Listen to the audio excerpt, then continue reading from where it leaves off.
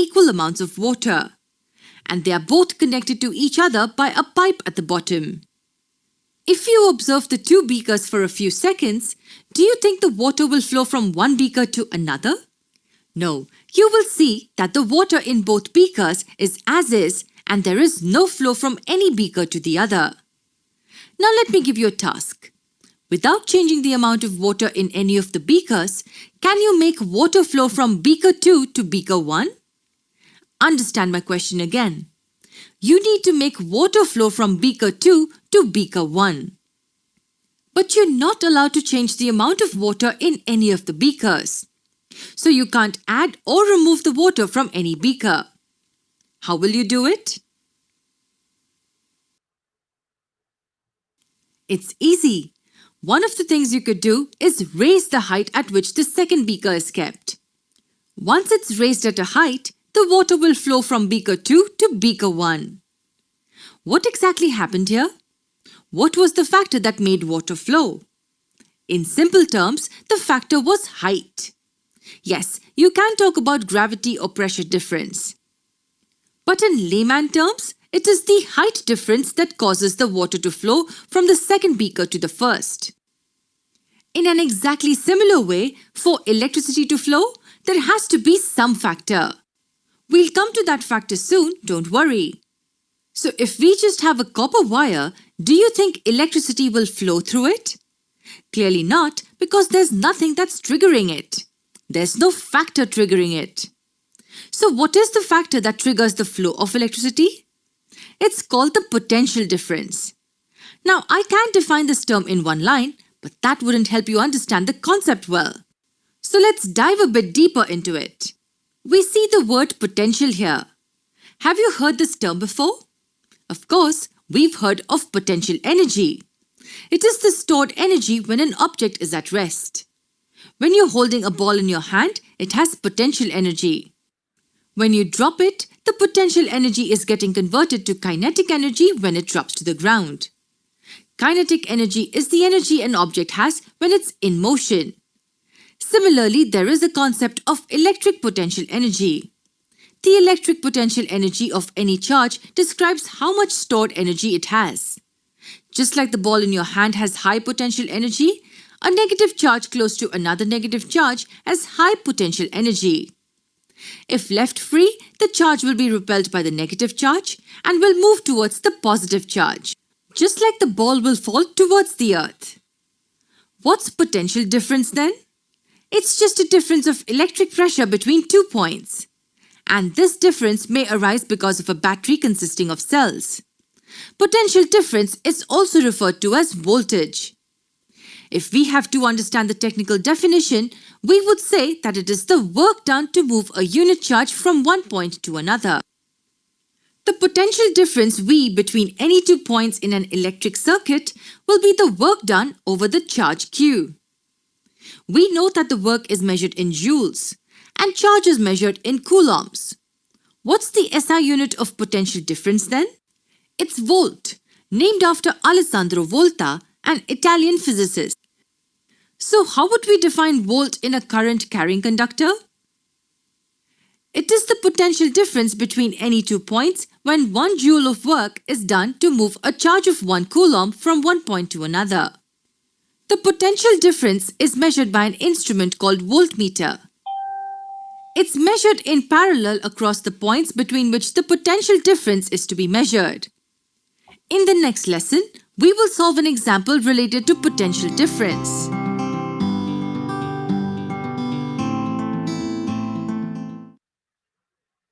Monster Math presents addition.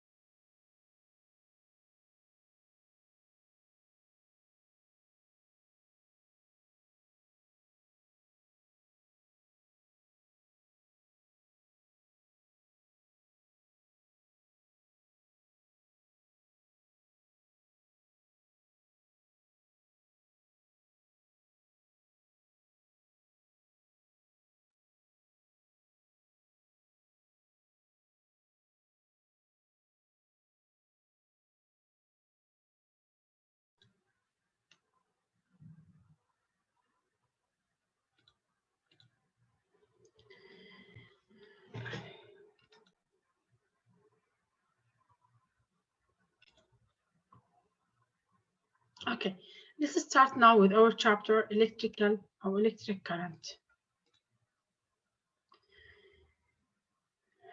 What is the electric current? In the previous chapter, we talked about the charge, and we said that there's the charge. It is on the electrons. Now, the charge it will not be constant. It will not be have the fixed position. It will move. When the charge is moving, it makes a flow. This is a flow of electric charge. We called it electric current. So the electric current is the flow of the electric charge. In solid conductors, who carry the charge? The electrons. In solid conductors, the electrons is carrying the charge through the circuit because they are free to move throughout the atomic network. So inside an atom, as we said, we have an electron, we have a proton, and we have a neutron. Only the electron can easily moving. The proton, it will not move, but only the electron can move. So since the electron can moving, it carry the charge. Like if you have here the lamp as an example, the electrons only are moving through the solid conductor. This type of electrons that is moving, we called it conduction electrons.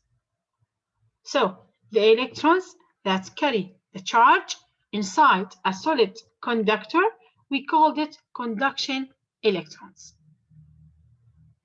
Protons are bound inside the atomic nucleus, locked in fixed position.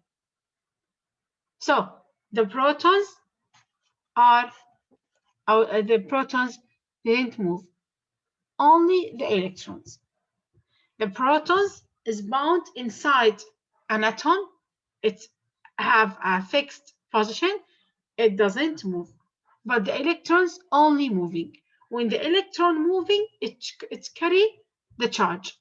When it's carry the charge inside the solid conductor, we call this type of electrons a conduction electrons. This is in conductors. This is in solid. But in fluid, such as the electrolyte in the car battery, both of the positive and negative ions with the electrons may flow. So, in solid, only the electrons. In fluids, the electrons and the positive and negative ions. And the electrons who carry the charge. Electrons who carry the charge in the solid, but in the fluids, electrons, positive and negative ions are flowing and make the electrical current.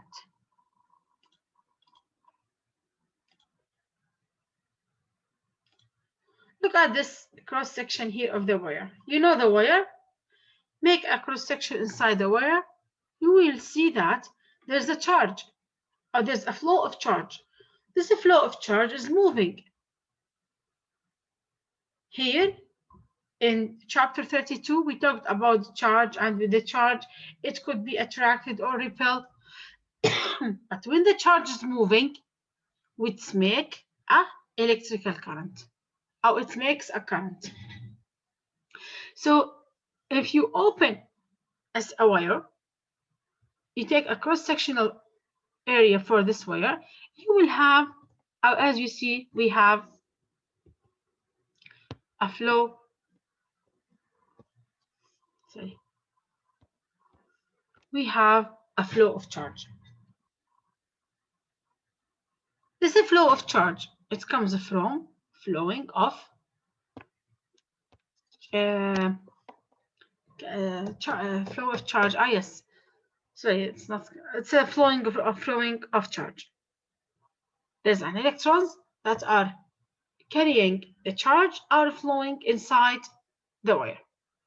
Now, the electric current, it has an SI unit. This SI unit, we call it an ampere, or we write it as letter A. It's simple as A. So the electrical current is measured in ampere, or we said it is A. What is an ampere? Ampere is the flow of 1 coulomb of charge per second. So an ampere is the flow of 1 coulomb of charge in 1 second. When the flow of charge passed any cross-section, so 1 coulomb is equal to 6.24 billion electrons. So imagine that if I told you the current is 1 ampere, that means there's a 6.24 billion electrons are passing through this this wire in 1 second. In 1 second, there's a 6.24 billion charge are passing through this 1 second. So the electric current, which name it with I, defined as the amount of charge passing through in every unit of time. So the formula for the current is I equal Q over T. Whereas I is the electric current, Q is the charge, quantity of charge passing through the wire, which is unit is coulomb, and T is the time, which is in second. So I is the quantity of current, its unit is ampere. Q, it is the quantity of charge passed through any cross section in the wire, and its unit is coulomb. And T is it is the time, and its unit is second. I equal Q over T.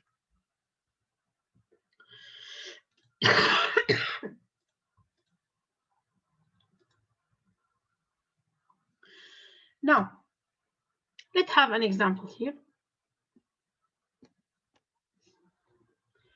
If there's a 2 millimeter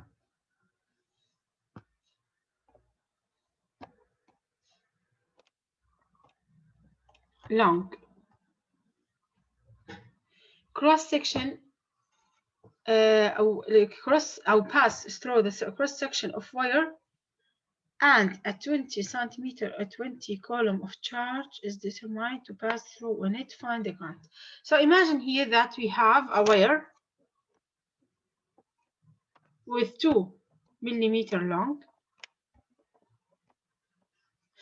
and there's a 22 or 20 coulomb that's passing through this wire.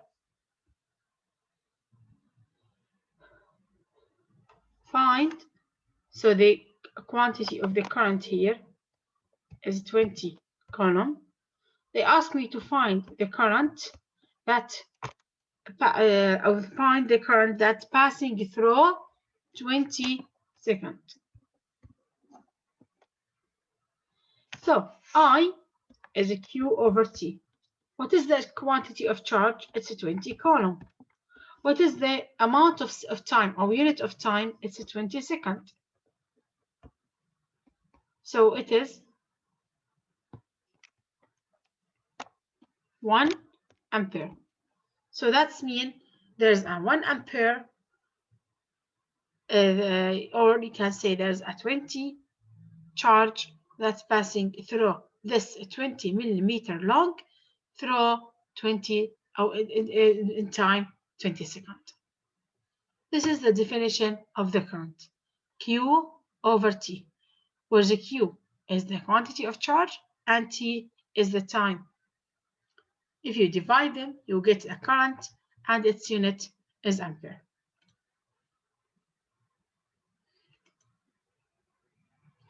Now another example here. Calculate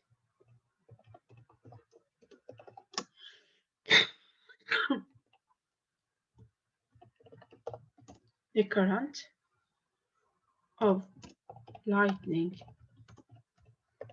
board that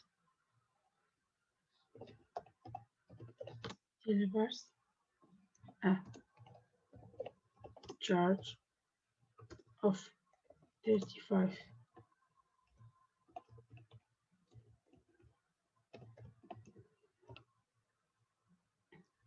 coulombs to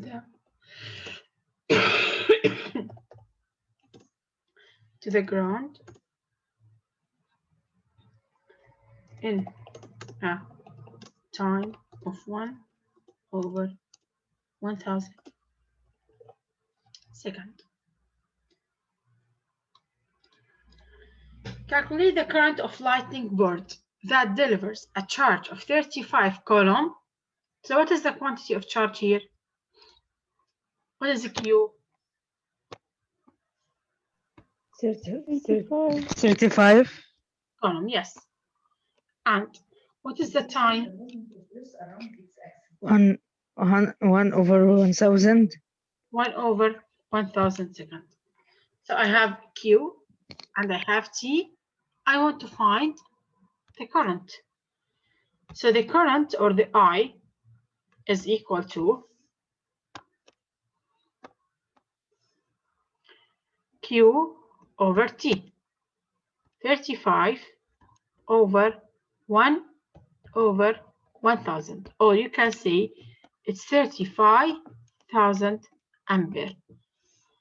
And did you know that, or all of us know that 1,000 I can write as 1K. So here I will write it as 35 kilo ampere. This is 35,000 ampere or 35 kilo ampere. So don't forget, this is the formula for the current. The current is Q over T, the ratio of the number of charge over a time.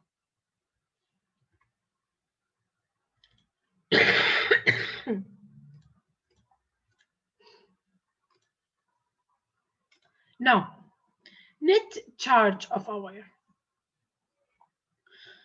They told me here that while the current is flowing, the negative electrons swarm through the atomic network of positively charged atomic nuclei. Under ordinary conditions, the number of electrons in the wire is equal to the number of positive protons in the atomic nuclei. What does it mean? That means if you have a wire here, imagine that you have a wire here.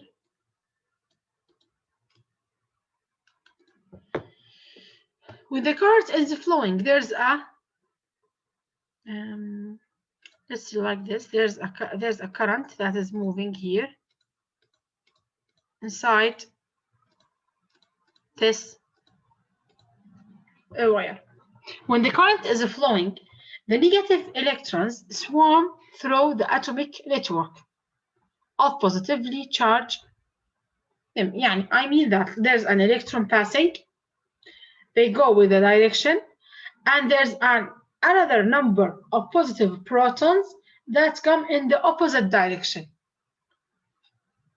The protons are coming in this way, as an example, and in the second way,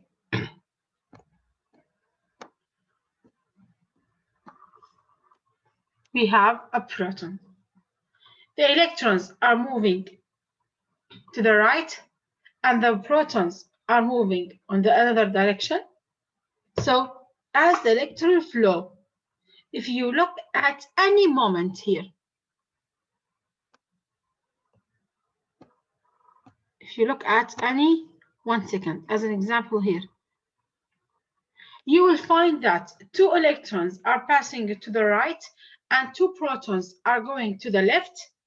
So since the number of protons enter the number of protons enter the wire are equal the number of electrons are leaving, so the net charge is normally 0.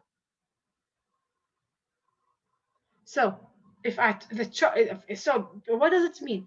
That means the charge or the amount of charge or the current at the wire is 35 ampere as an example.